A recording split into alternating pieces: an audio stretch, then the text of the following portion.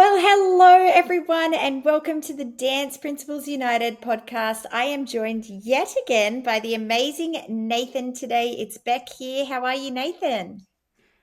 Hey Beck, another week. Going really well. We are ticking along. We've got lots of exciting things happening both in Dance Principles United Tribe and Studio Growth Club Land. We've welcomed lots of new members over the last Mm. month or so. So really exciting there, getting to know those new studio owners and all the things that go with that. How about you? How's everything going in studio life? Yeah, it's great. We're doing Dance for Sick Kids this week, which is such a fun week. I love it so much, and raising money for that. We had a really great call today with our new tribe members, actually, about employment and all the things. But Facebook ads, which is what we chatted about last time, did come up quite a few times. And I probably said this in the last podcast episode, but I'm going to say it again. You if you're not advertising on Facebook and Instagram, how are you thinking that new people are going to come into your studio? I think that's a interesting thing of we have to keep marketing. And what I said to them with their staff, I'm really ranting now, but what I said to them with their staff, Nath, is no one ever could be expected to have 100% retention, right? Like you're never going to keep every single child in a class. It is absolutely not possible. So, as a studio owner, you have to be then marketing to get those people in because you know there's going to be that little drop off. Yeah, 100%. And that's something that I've really been talking about a lot lately, Beck. What you were saying about we just can't expect like students to stay with the one activity.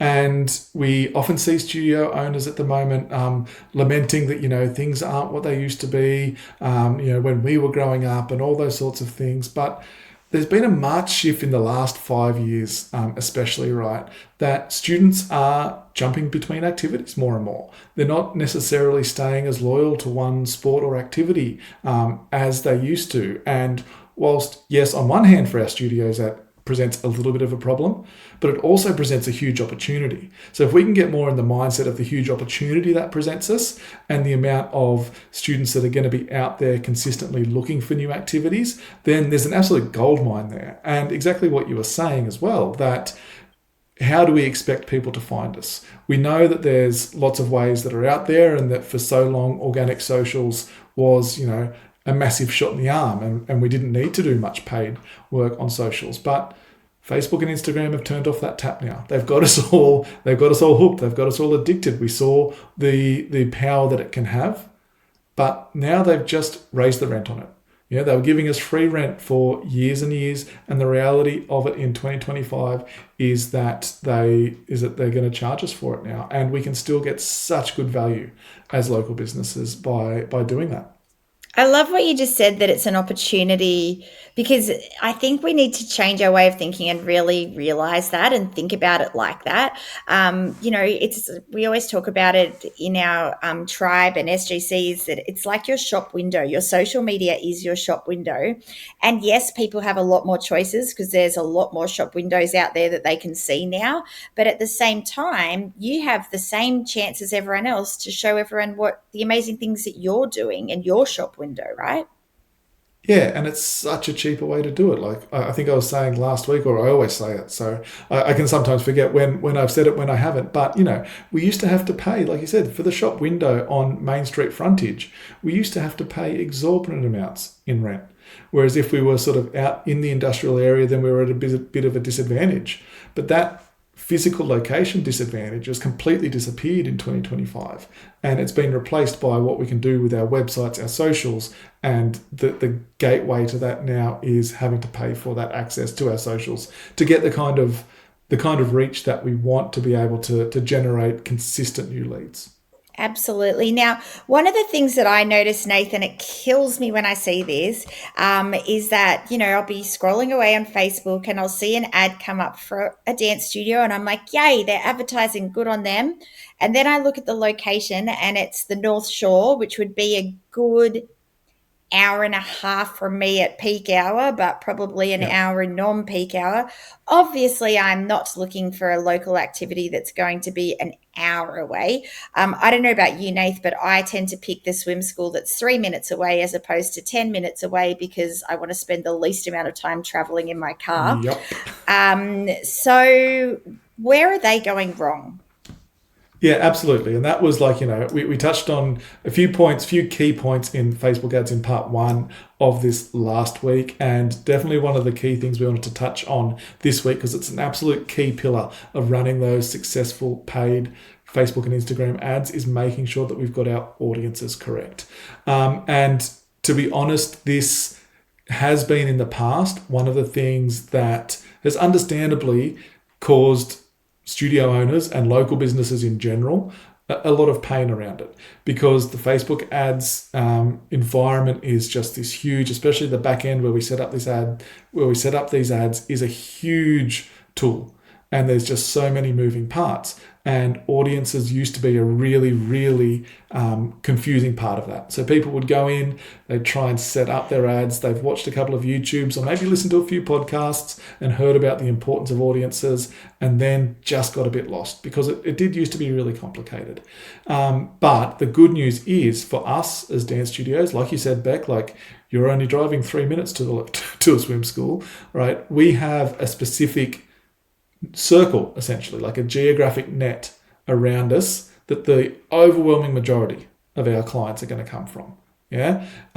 So that actually makes it a lot easier for us to pick the right audiences to show our ads to. We used to have to, like I said, like even within our local areas, we used to have to get a little bit technical.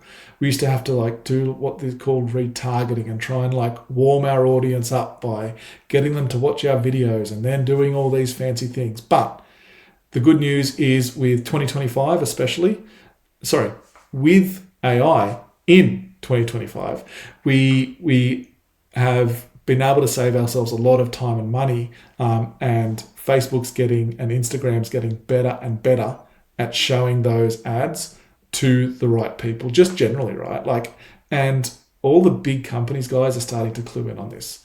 I don't know about you, Beck, but I've noticed like, and look, I probably tune in more than others, but I've noticed that like the quality of ads that I'm getting for like products that I'm really interested in on my social feeds in the last 6 months just seems to have got more and more. I'm not if I'm just a big nerd or if you've noticed something similar. Oh, totally. I think there's always new stuff coming up on my feed that I'm clicking through to, which means I'm interested in it.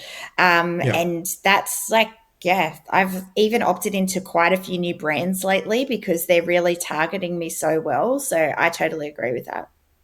Yeah, 100%. And then when you click through, then their algorithm gets boosted, then they know that you're interested, then they're like the platforms are getting better and better at doing that heavy lifting for us and saving us lots of time. So yeah, with your audiences, the number one thing, like you said, Beck, is to make sure that we've set that specific radius around our studio. So when you're setting up your audience, guys, the key thing is to make sure that it's not set still to all of Australia. Because you said like sometimes you saw one the other day on the North Shore.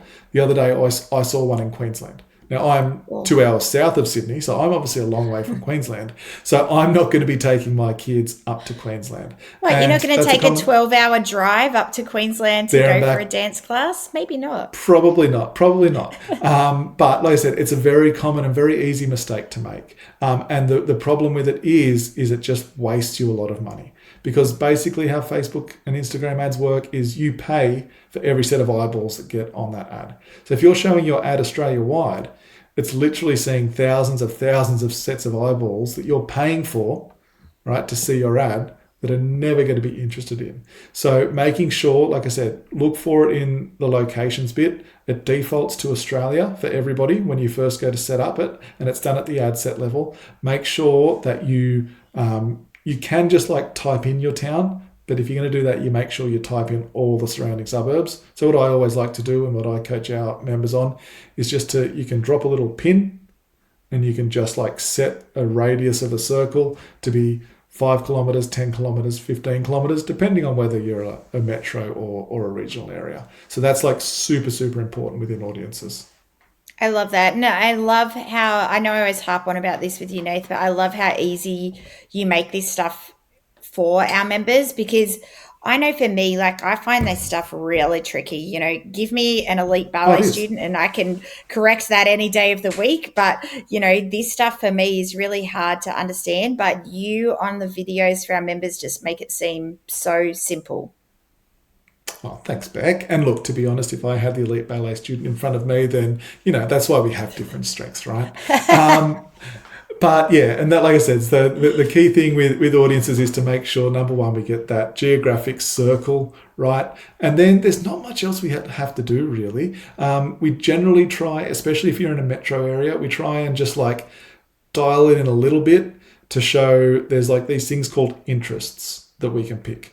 And a common mistake I see people making with interests is you can write things like that your potential audience is going to be interested in dance classes or jazz class or ballet or things like that. And if you do that, what you're doing is you're making your audience smaller and smaller. Now, the thing is that with a lot of like people that we're attracting through our social media ads are often brand new to the world of dance. Yeah. Of course, when they get into our world and we dazzle them and show them what an incredible community we are, then they're going to stay involved in the world of dance for a long time and paying us lots of money. But we're going to educate them on that over time. So we don't want to get like too narrow in the focuses. They might not even think about liking those sorts of things yet.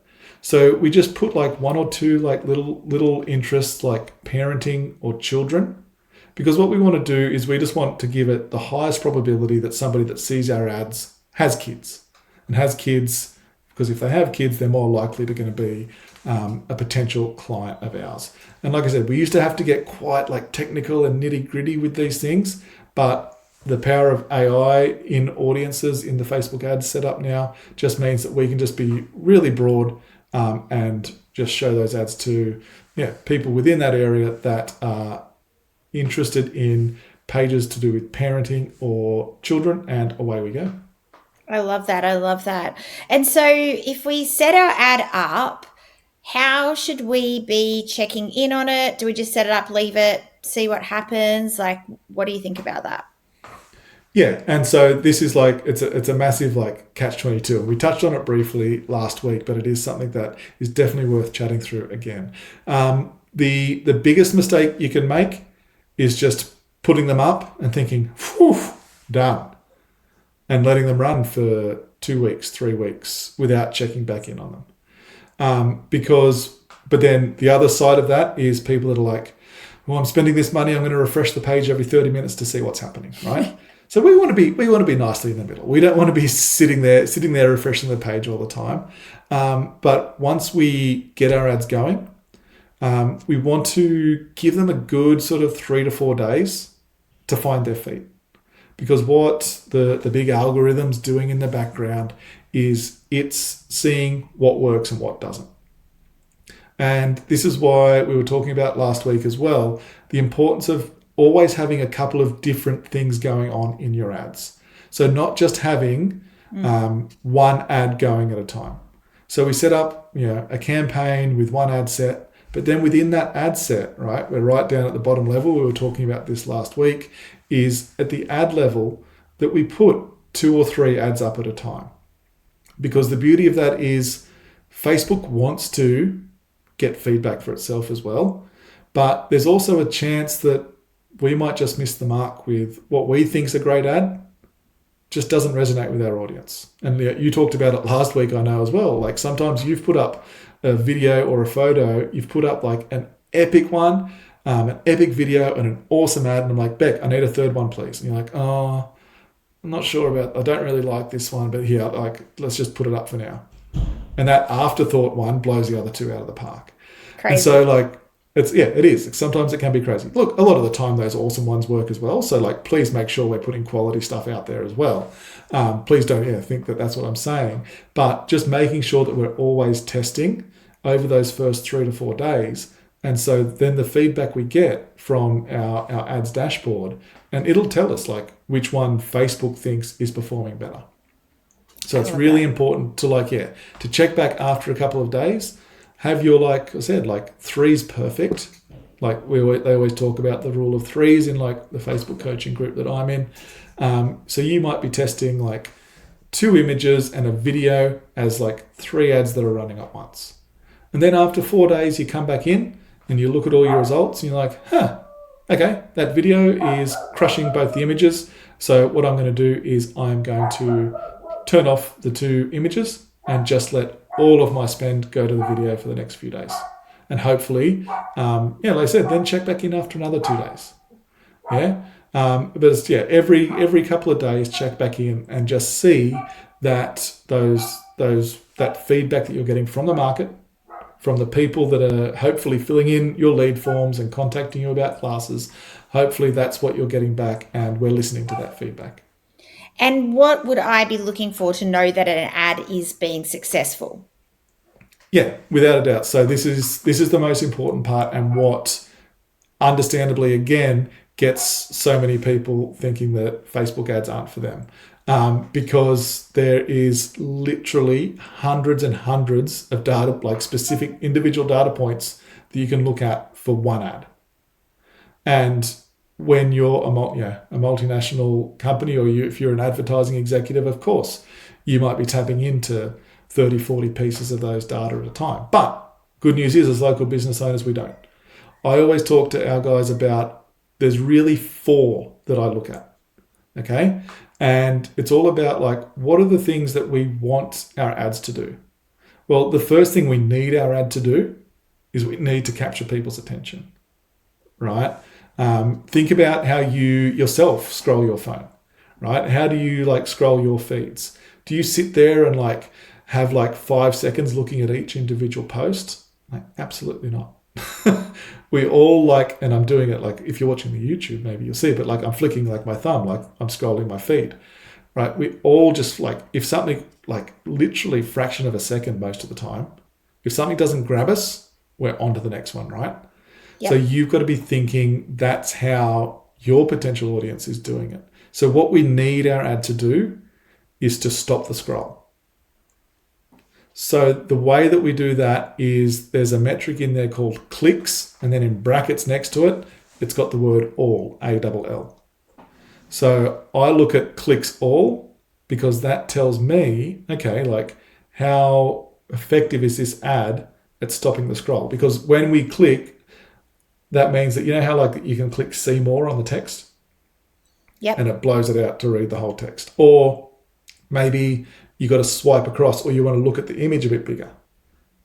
You tap and you click on the screen. So every time that you do that, it's recording that as a click. And so that's why that number for me tells me how effective it is at stopping the scroll. Now, you're going to need to run a couple of ads before you get a baseline for that number, because everybody's just going to be a little bit different. Because then next to that clicks all, you'll get another metric called cost per click. And that really tells us, that's what gives us, when I'm looking at ads that I'm running, that's what tells me, right? So is an ad effective? Like a campaign, the last pause campaign, Beck, we were getting about $1 per click, right? And that's what I look at for pause ads. Yep. So anytime we're going better than that, I'm like, sweet, let's keep it running. Once that cost per click starts to rise a little bit, that's telling me maybe people are getting a bit tired of seeing this ad. Let's get some new stuff out there. So that cost per click is the key one, because that tells me, all right, how engaged are people and how effective is my ad at stopping people scrolling past and actually taking some interest. Love it. Is that all 4? No, that was 2. We're only halfway. That's okay. But then the most important one. Now, we talked about last week that there's lots of different objectives that we can set up with our Facebook ads. But for most people, I'd love you to start setting up leads campaigns. So whether that is, we used to run messages campaigns, but we've seen the effectiveness of those come down. Facebook lead form ads at the moment is or lead form ads they're called, because we can do them on Instagram as well, obviously. Lead form ads is what we're seeing being the most effective and efficient for bang for your buck at the moment. So obviously, key one you're going to look at is just how many leads have you got in. If you've spent $200 in the last 10 days. How many leads have you got in? Nice and simple, right? And then off the back of that is the other metric that ties in with that is the cost per lead. So if you've spent $200 and you've got 10 leads in, well, your 200 divided by the 10 leads means you're getting about $20 per lead, right? And again, like people always ask, like, what's a benchmark? It varies place to place, right? So Paul Studios is in Western Sydney, highly saturated market with not only loads of dance studios, but remember with our Facebook ads, guys, we're competing against karate schools, music schools, swim school, like anybody that's vying for kids' activities, they're our competition in ads land as well. So the amount of those things but the Penrith area is ludicrous. So if we can get $20 per lead for the Paws ads, then we're stoked. But some of our members in more regional areas get $10 or less as well. So like if they were getting $20 a lead, we'd be like, what's going on here? Like there's something not working here. So you've always got, like I said, with all of these things, you've always got to like run a few yourself to get your baseline and then just be consistently trying to improve it. I love it. And I know as well, like, I know some people will think that that's a lot of money, and it is, but when you actually do the math on the fact that that person then enrolls and how, even if they stay for a term, that you've just made $180, even if they do one class, it's just like you've got to spend money to make money, right, Nate? Like I want to really say that to everyone out there. You must spend money to make money. It's just so important to do that. Yeah, like I said, like that example where it was $200 and people are like, I only got 2 enrollments from that. I'm like, you got 2 enrollments from that? Like you said, Beck, like that means you spent $200, 2 times 180 is $360 just in the first term. So you're already in front. Like that ad spend is almost double, like paid for itself. And so like, imagine what, like once you get 4 students, if you got 4 or 5 enrollments from that, like that number just starts getting exponentially bigger. And it's like I said, like hopefully as a business owner, guys, if I said to you like, hey, like if you just give me $200 today, I'm going to give you $360 back in 2 weeks. I hope you'd take that on because like that's what it is, right? Yep. And it's not seeing it as an instant thing either. Like, that student will most likely stay for 2-3 terms, hopefully for a lifetime. They'll buy costumes. They probably buy a uniform. They probably opt into, there's so many other things that people opt into. Then maybe they tell their friend about it and their friend comes along, and it's just that follow-on effect of that. I was saying that to tribe members today, Nate. Like, you just have to realize the follow-on effect of really nurturing that lead, understanding that that person is probably going to bring so many more other people in. Oh, you were talking about from your perspective, going to your gym, right? Yeah. Like how many people have you taken along to your gym? Well, I'd say there'd be more than 10 at $65 a week. So, there's probably 650. Interestingly, Nathan, he's a smart business owner. He knows the power of, having the local dance studio person there, and he's asked to interview me for an ad for his smart, of which of course I've said yes to. But I think that's exactly it. Like, and I see this even with some of our preschool parents. They bring their preschooler in, their preschooler starts loving it, then the cousins start coming, then their friend from down the road starts coming, and then their sibling comes because they're turned 2 now and they started.